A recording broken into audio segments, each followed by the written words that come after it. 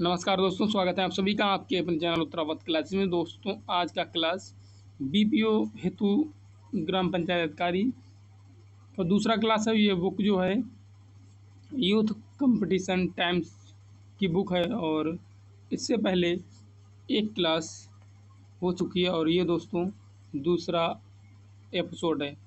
तो चलिए दोस्तों, कंटेंट बहुत बेहतरीन है और एक बार आप पूरी वीडियो वॉच करके देखें, तब आपको क्लियर होगा कि कैसा कंटेंट है और कैसा इसमें मटेरियल है। तो चलिए दोस्तों बात करते हैं। जो पहला क्लास था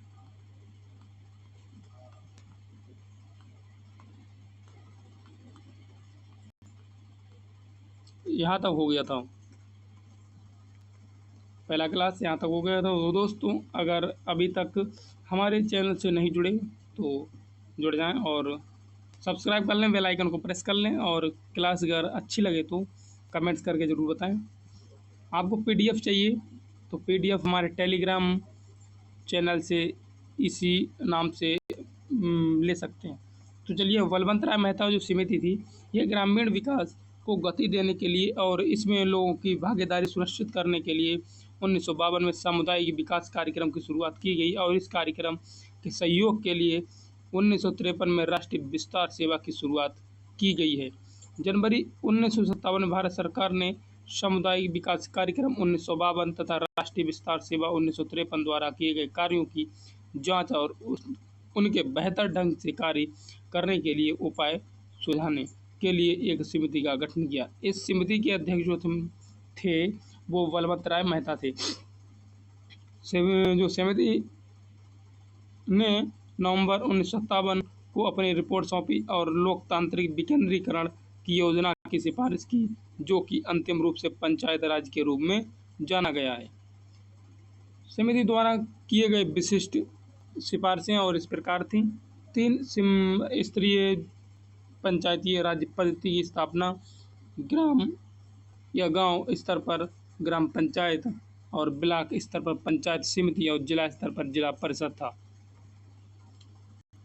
ग्राम पंचायत की स्थापना प्रत्यक्ष रूप से चुने प्रतिनिधियों द्वारा होना चाहिए, जबकि पंचायत समिति की जिला परिषद का गठन अप्रत्यक्ष रूप से चुने सदस्यों द्वारा होनी चाहिए।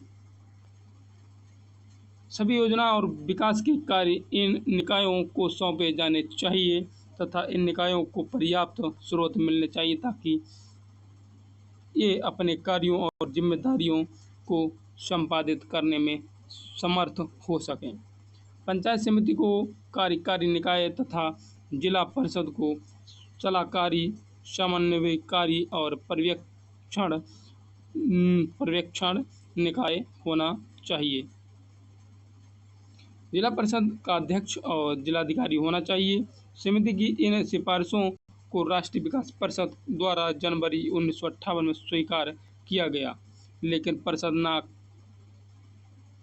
परिषद ने कोई एक सुनिश्चित फॉर्मेट तैयार नहीं किया और इसे राज्य पर छोड़ दिया कि वे जिस तरह से इसे चाहें लागू करें।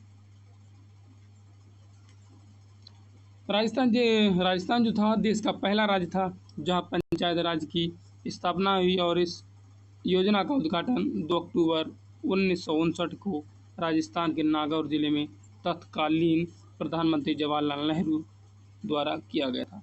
1960 दशक के मध्य तक बहुत से राज्यों ने पंचायत राज संस्थाएं स्थापित कर लिया, लेकिन चूंकि केंद्र सरकार ने इसका कोई निश्चित ढांचा नहीं बनाया, इसीलिए राज्यों ने इसे अपने अपने तरीके से लागू कर लिया था या कर दिया था।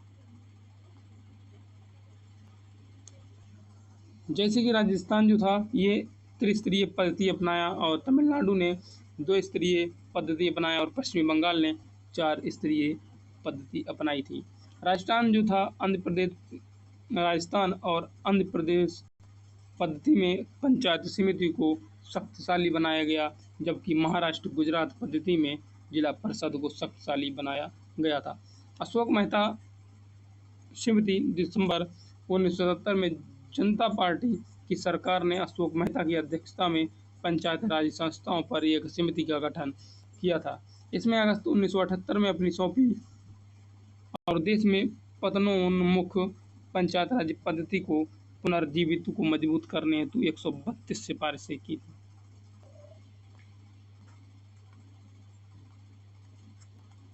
बच्चों आगे इसकी कुछ मुख्य सिफारिशें इस प्रकार हैं।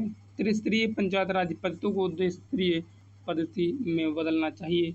जिला स्तर पर या जिला परिषद और उससे नीचे मंडल पंचायत, जिसमें 15,000 से 20,000 जनसंख्या वाले गांव को समूह होने चाहिए। राज्य स्तर से नीचे लोक निरीक्षण में विकेंद्रीकरण के लिए जिला ही प्रथम बिंदु होना चाहिए।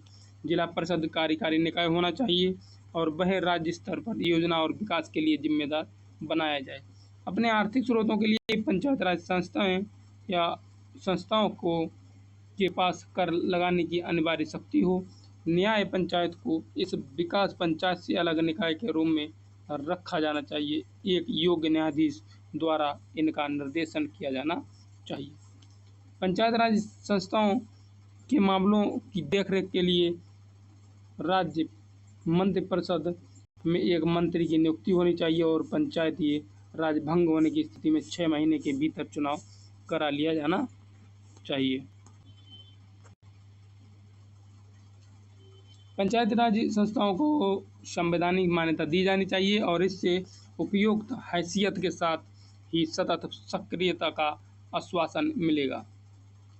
उस समय की जनता पार्टी सरकार के भंग होने के कारण केंद्रीय स्तर पर अशोक मेहता समिति की सिफारिश नज़रअंदाज कर दी गई। फिर भी 3 राज्य कर्नाटक, पश्चिम बंगाल और आंध्र प्रदेश ने अशोक मेहता समिति की सिफारिश को ध्यान में रखकर पंचायती राज संस्थाओं के पुनरुद्धार के लिए कुछ कदम उठाए थे। GBK राव समिति, इसके बारे में पढ़ेंगे। ग्रामीण विकास एवं गरीबी उन्मूलन कार्यक्रम की समीक्षा करने के लिए योजना आयोग द्वारा 1985 में JBK राव की अध्यक्षता में एक समिति का गठन किया गया और इन्होंने पंचायत राज को बिना जड़ का घास कहा और पंचायत राज पद्धति को मजबूत और पुनर्जीवित करने हेतु विभिन्न सिफारिशों को, जो कि बहुत हद तक अशोक मेहता की सिफारिशों के ही समान थी। जिला स्तरीय निकाय अर्थात जिला परिषद को लोकतांत्रिक विकेंद्रीकरण में सर्वाधिक महत्वपूर्ण स्थान दिया जाना चाहिए।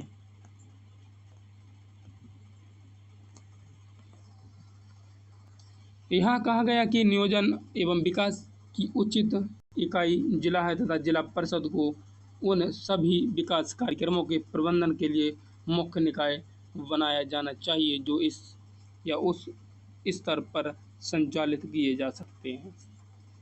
एक जिला विकास आयुक्त और की पद का सृजन किया जाना चाहिए और इसे जिला परिषद के मुख्य कार्यकारी अधिकारी के रूप में कार्य करना चाहिए तथा उसे जिला स्तर के सभी विकास विभागों का प्रभारी होना चाहिए। पंचायत राज संस्थाओं में नियमित निर्वाचन होने चाहिए। LM सिंघवी समिति 1986 में राजीव गांधी सरकार ने लोकतंत्र व विकास के लिए पंचायत राज संस्थाओं के पुनरुद्धार पर एक अवधारणा पत्र तैयार करने के लिए एक समिति का गठन LM सिंघवी की अध्यक्षता में किया और इसमें निम्न सिफारिशें की गई थी।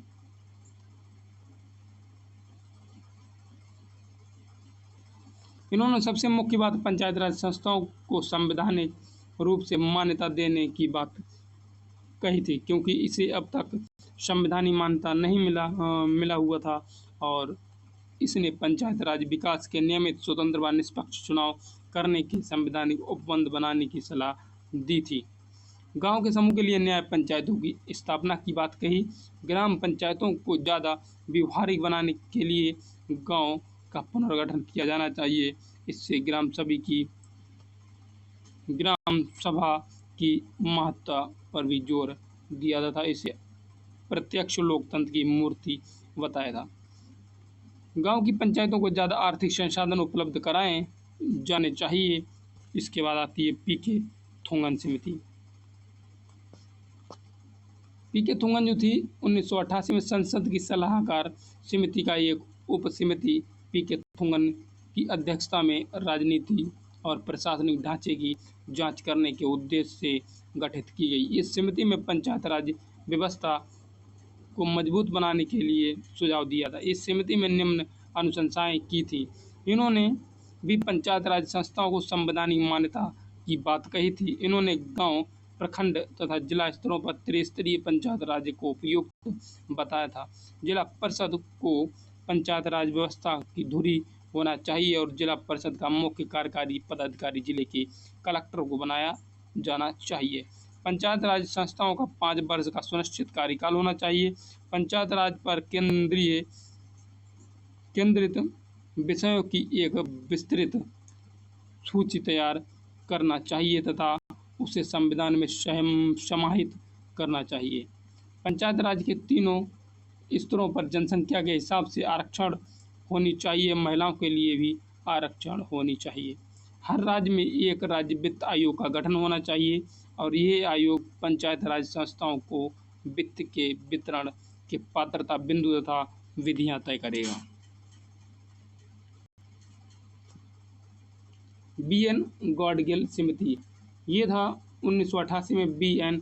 गॉडगिल की अध्यक्षता में एक नीति एवं कार्यक्रम समिति का गठन कांग्रेस ने किया था। इस समिति ने इस प्रश्न पर विचार करने के लिए कहा गया कि पंचायत राज संस्थाओं को प्रभावकारी कैसे बनाया जा सकता है और इस समिति ने भी अपनी रिपोर्ट में वही बातें दोहराई, जैसे कि पंचायत राज संस्थाओं को संवैधानिक दर्जा दिया जाए।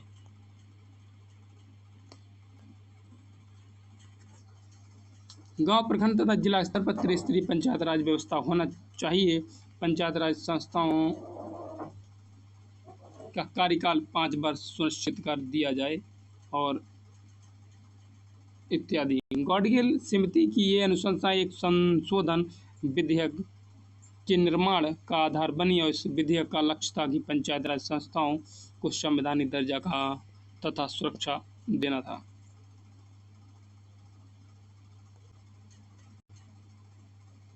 दोस्तों, इसके बाद उत्तर प्रदेश पंचायत राज अधिनियम, इसमें अधिनियम की बात होगी। कुल धाराओं की संख्या क्या थी, तो 119 थी।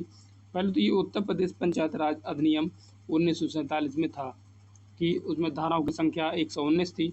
इसकी विशेषता क्या थी, तो ग्राम सभा की स्थापना, ग्राम पंचायत की स्थापना, पंचायत की कार्यकाल 5 वर्ष होगा, महिलाओं के लिए आरक्षण की बात की गई थी। 7 दिसंबर 1947 को डोमिनियन भारत के गवर्नर जनरल से अनुमोदन प्राप्त हुआ था। 5 जून 1947 को संयुक्त प्रांत की विधानसभा द्वारा पारित किया गया था।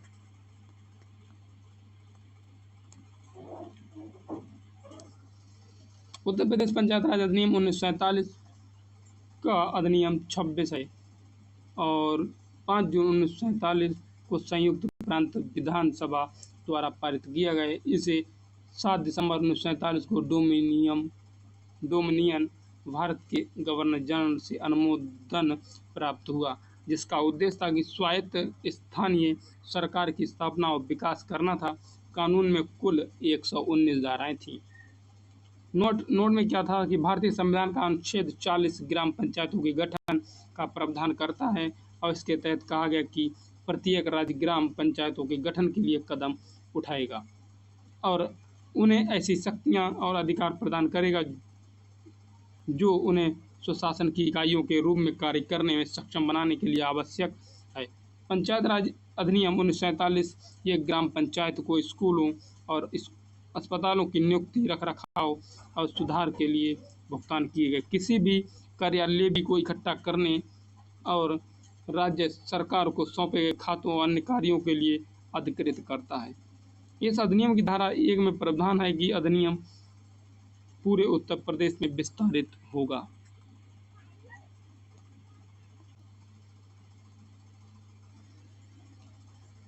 उत्तर प्रदेश पंचायत राज अधिनियम की मुख्य विशेषताएं क्या थी, तो ग्राम सभा की स्थापना। इस अधिनियम उस गांव या गांव समूह के विकास के लिए ये ग्राम सभा और गांव समूह की स्थापना का प्रावधान करती है। अधिनियम की धारा 2G ग्राम सभा को परिभाषित करती है। इसका मतलब है कि धारा के 3 के तहत स्थापित एक निकाय है और जिसमें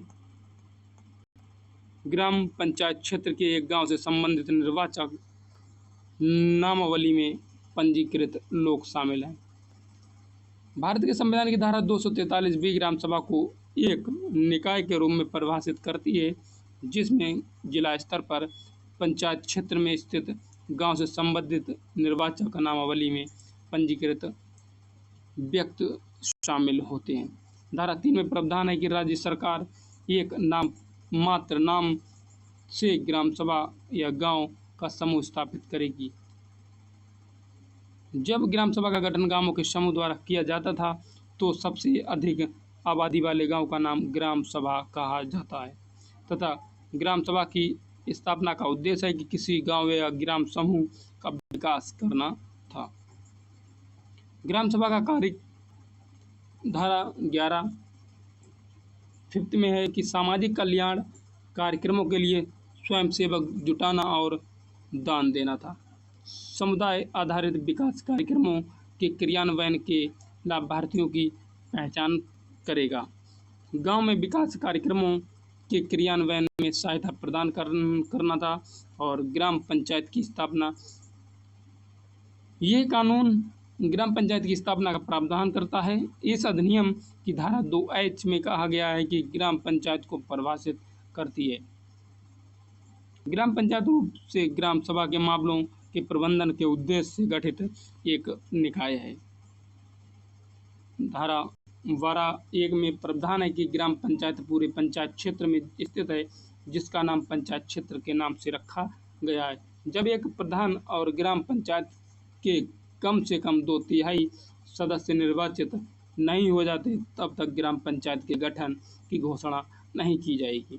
नोट में है कि धारा 15 ग्राम पंचायत के कार्यों को निर्धारित करती है कि जिसमें से कुछ हैं जैसे कृषि एवं कृषि को बढ़ावा देना एवं विकास करना, मैदानों एवं चारागाहों का विकास करना, भूमि विकास में सरकार की सहायता करना, लघु सिंचाई परियोजना से जल वितरण का प्रबंधन एवं सहायता करना, डेयरी मुर्गी पालन आदि को बढ़ावा देना, घाटियों में मत्स्य पालन करना।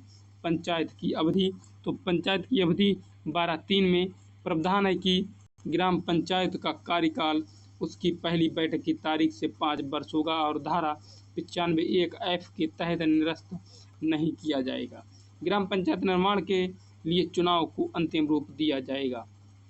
5 वर्ष की अवधि समाप्त होने से पहले या उसके विघटन की तारीख से 6 महीने की अवधि समाप्त होने से पहले, जहां ग्राम पंचायत द्वारा अपने कार्यकाल की समाप्ति से पहले बताया गया शेष समय ग्राम पंचायत के शेष समय के लिए ही जारी रहेगा। ग्राम प्रधान जो होगा, प्रधान कार्यकाल, इसका कार्यालय जो होगा प्रधान का, ये अधिनियम ग्राम पंचायत के प्रधान को इसका अध्यक्ष बनाने का प्रावधान करता है।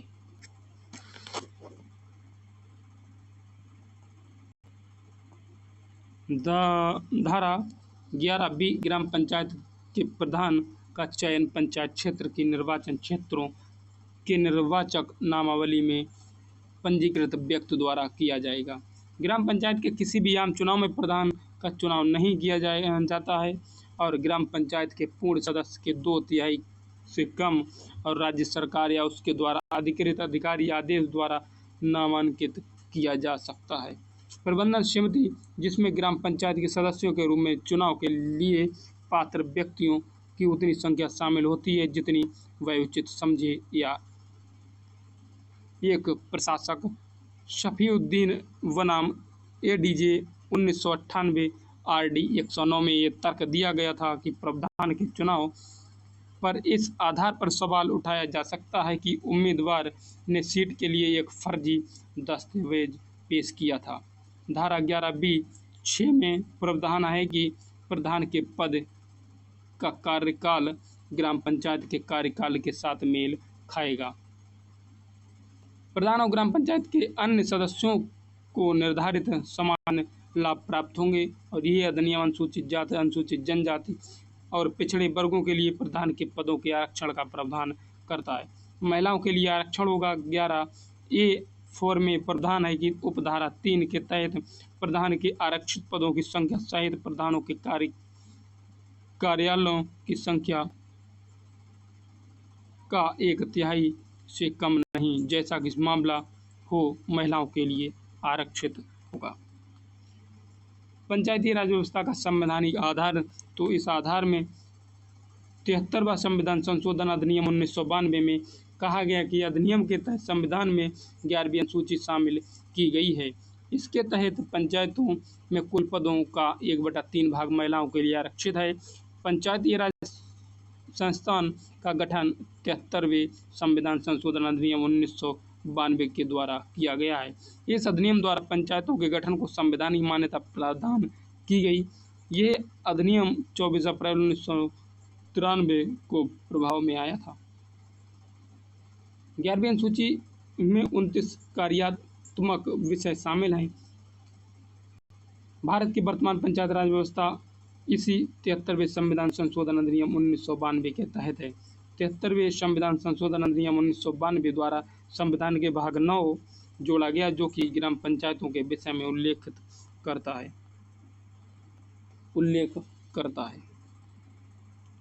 पंचायत राज का संविधानीकरण राजीव गांधी सरकार ने पंचायत राज संस्थाओं को संविधानीकरण और उन्हें ज़्यादा शक्तिशाली और व्यापक बनाने हेतु जुलाई 1989 में 64वां संविधान संशोधन विधेयक लोकसभा में पेश किया था। अगस्त 1989 में लोकसभा ने ये विधेयक पारित किया, किंतु राज्यसभा द्वारा इसे पारित नहीं किया गया और इस विधेयक का विपक्ष द्वारा जोरदार विरोध किया गया, क्योंकि इसके द्वारा संघीय व्यवस्था में केंद्र को मजबूत बनाने का प्रावधान था। बीपी सिंह सरकार नवंबर 1989 में बीपी सिंह के प्रधानमंत्रित्व काल में एक नए संविधान संशोधन विधेयक को पेश करने में प्रस्ताव को मंजूरी दी गई और परिणाम स्वरूप सितंबर 1990 में लोकसभा में एक संविधान संशोधन विधेयक प्रस्तुत किया गया, लेकिन सरकार के गिरने के साथ ही ये विधेयक भी समाप्त हो गया। नरसिम्हा राव सरकार जो थी, ये नरसिम्हा राव सरकार प्रधानमंत्री में कांग्रेस सरकार ने एक बार फिर पंचायत राज के संविधानीकरण के मामले पर विचार किया था। इसने प्रारंभ में विवादास्पद प्रावधानों को हटाकर नया प्रस्ताव रखा। सितंबर 1991 को लोकसभा में एक संविधान संशोधन विधेयक प्रस्तुत किया। अंततः यह विधेयक 73वें संविधान संशोधन अधिनियम 1992 के रूप में पारित हुआ और 24 अप्रैल 1993 को प्रभाव में आया था। आज भारत में पंचायत राज की जो व्यवस्था है, इसी अधिनियम 73वां संविधान संशोधन अधिनियम 1992 के तहत है। संविधान 73वां संशोधन अधिनियम 1992 संसद ने संवैधानिक विधेयक पारित करवाने के लिए अनेक प्रयासों के बाद संविधान 73वां संशोधन अधिनियम 1992 अंतिम रूप से पारित हुआ। दिनांक 24 अप्रैल 1993 से लागू हुआ है। नोट 73वां संविधान संशोधन अधिनियम 1992 की उपबंधों को मोटे तौर पर आदेशात्मक और स्वाविवेकी उपबंधों के रूप में वर्गीकृत किया जा सकता है। आदेशात्मक उपबंध तो ग्राम स्तर पर ग्राम सभा स्थापित करना, जिसमें पंचायत के क्षेत्र के अंतर्गत आने वाले गांव से संबंधित निर्वाचक नामावली में पंजीकृत लोग शामिल हों। 20 लाख से कम जनसंख्या वाले राज्यों को छोड़कर सभी राज्यों एवं संघ शासित क्षेत्रों में गांव, मध्यवर्ती और जिला स्तरों पर पंचायत राज की 3 स्तरीय प्रणाली की स्थापना होगी। पंचायत में सभी स्तरों पर संबंधित प्रदेशित चुनाव क्षेत्र से प्रत्यक्ष चुनाव द्वारा चुने गए लोग शामिल होंगे। प्रत्यक्ष या अप्रत्यक्ष रूप से चुने गए पंचायत के सभी सदस्यों को पंचायत की बैठकों में मतदान का अधिकार होगा। पंचायतों के मध्यवर्ती तथा शीर्ष स्तर के अध्यक्ष का चुनाव प्रत्यक्ष रूप से चुने गए सदस्यों में से होगा। सदस्यता तथा पंचायतों के अध्यक्षों के कार्यालयों में अनुसूचित जाति तथा अनुसूचित जनजाति के लिए आरक्षण पंचायत में उनकी जनसंख्या के आधार पर किया जाएगा। और 73वां संशोधन अधिनियम के अनुच्छेद 243 घ में भी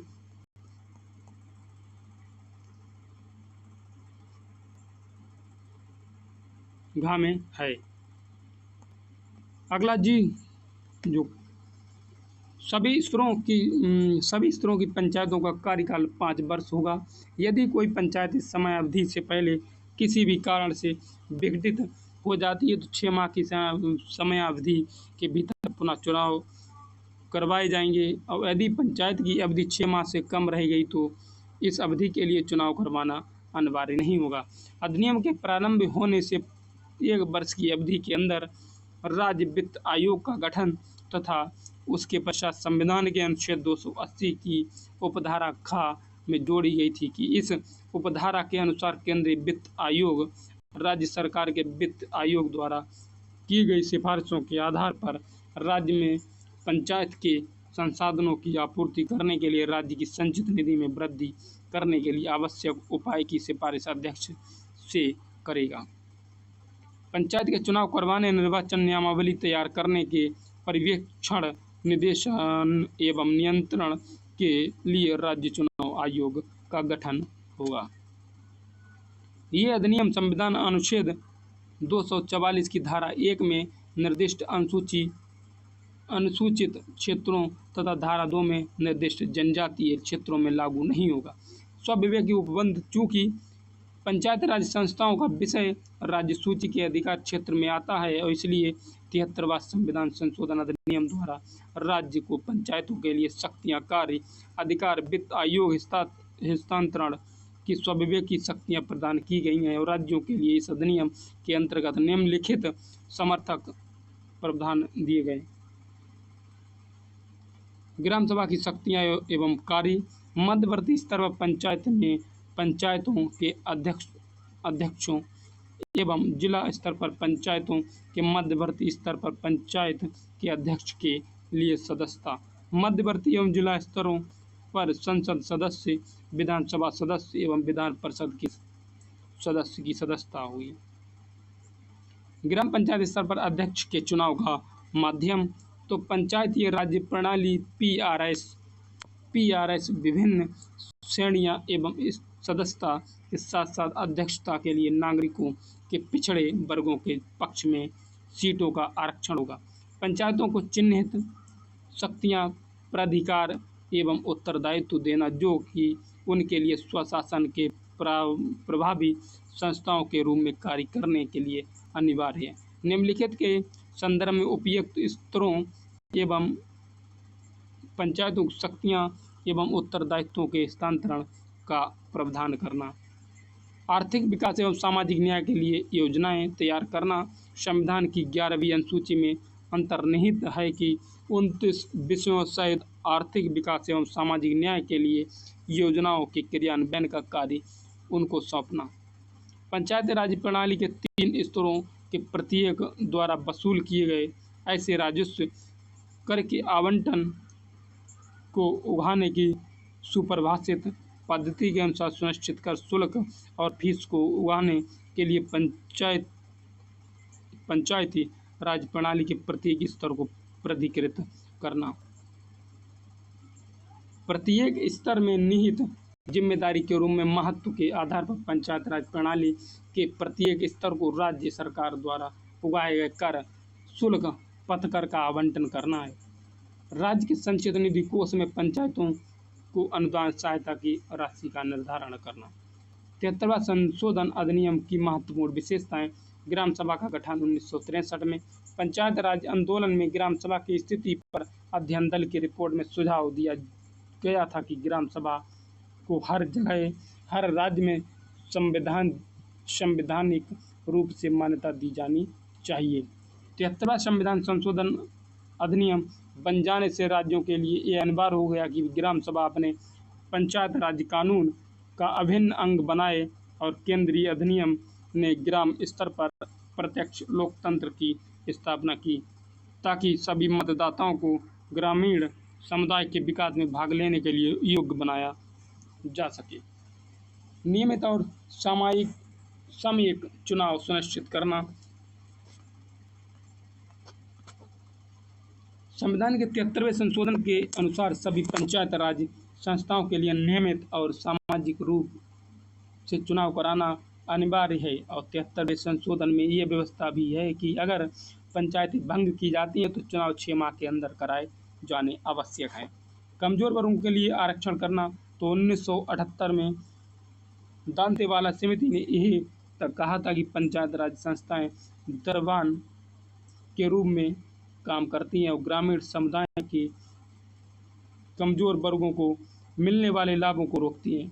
संविधान 73वें संशोधन अधिनियम अनुसूचित जाति तथा विकास में उन्हें भाग लेने के लिए समर्थ बनाया जा सके। महिलाओं के लिए आरक्षण तो 73वां संशोधन अधिनियम अपेक्षा करता है कि पंचायतों में इसके सदस्यों और अध्यक्षों के दोनों स्थानों एवं महिलाओं के लिए अनुसूचित जाति तथा अनुसूचित जनजाति की महिलाएं सहित 1/3 स्थान आरक्षित किए जाएं।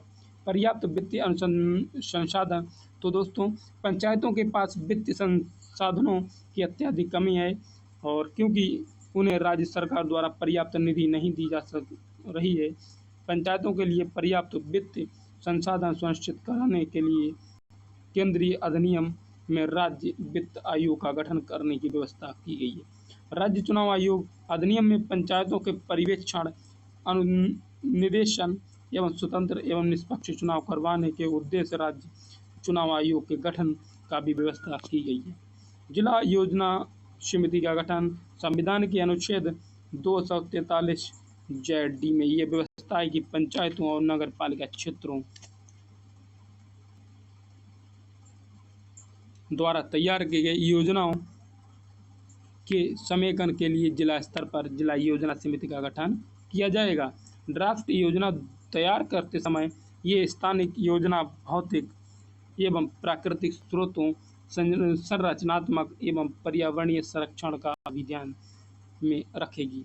इस अधिनियम में पूरे जिले की विकास संबंधी योजना तैयार करने के लिए जिला स्तर पर संवैधानिक निकाय की व्यवस्था की जाती है। संविधान 73वां संशोधन अधिनियम 1992 का क्रियान्वयन करेगा। अनुरूपता में विधान तो क्या है, तो राज्य विधानसभा के लिए यह आवश्यक था कि वे अपने पंचायत अधिनियमों को केंद्रीय विधान के अनुरूप इसके लागू होने के 1 वर्ष के भीतर अर्थात 24 अप्रैल 1994 तक संशोधित कर ले।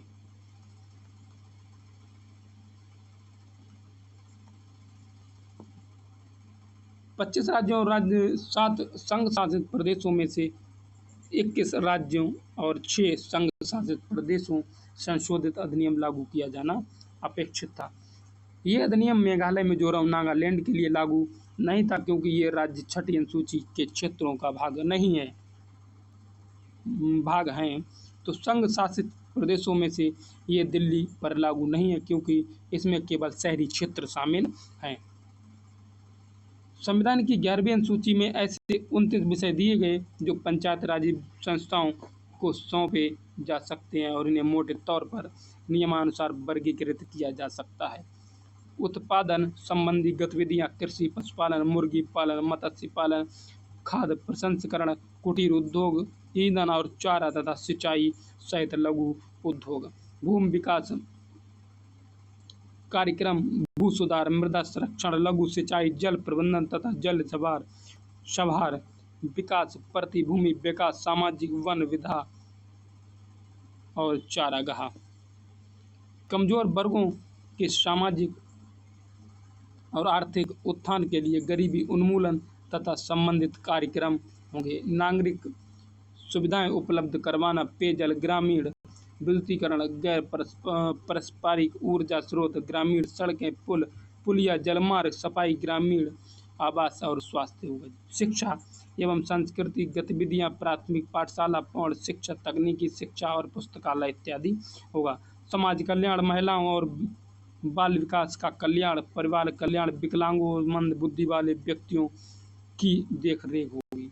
सामुदायिक परिसंपत्तियों और सार्वजनिक वितरण प्रणाली का रखरखाव होगा। ग्रामीण बाजारों और ग्रामीण मेलों का आयोजन करना और नियंत्रण करना। 11वीं अनुसूची के विषय अनुच्छेद 243 जी में क्या है, तो कृषि एवं कृषि विस्तार, भूमि विकास, भूमि सुधार, चकबंदी, भूमि संरक्षण।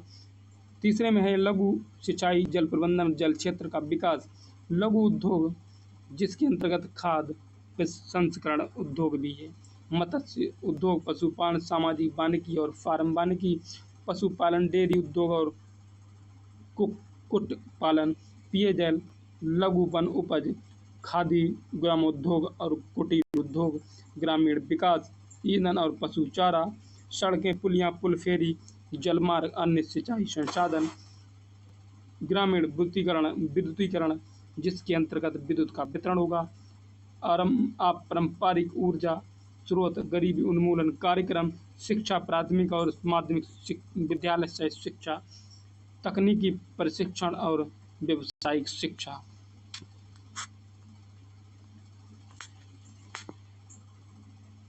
पूर्ण और अनौपचारिक शिक्षा, परिवार कल्याण, सांस्कृतिक क्रियाकलाप, बाजार और मेले, सामुदायिक अस्थियों का अनुरक्षण, दुर्लभ वर्गों, अनुसूचित जाति एवं जनजाति का कल्याण, महिला व बालिका समाज कल्याण, दिव्यांग एवं मानसिक मंद व्यक्तियों सहित 27 सार्वजनिक वितरण प्रणाली, स्वास्थ्य एवं स्वच्छता, लघु सिंचाई, जल प्रबंधन और जल विभाजक क्षेत्र का विकास।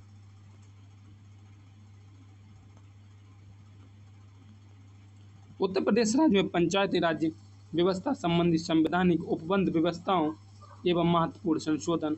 उत्तर प्रदेश में पंचायत राज भारतीय संसद द्वारा पारित 73वें संविधान संशोधन अधिनियम 1993 के तहत प्रदेश सरकार ने उत्तर प्रदेश पंचायत राज अधिनियम 1994 को पारित किया।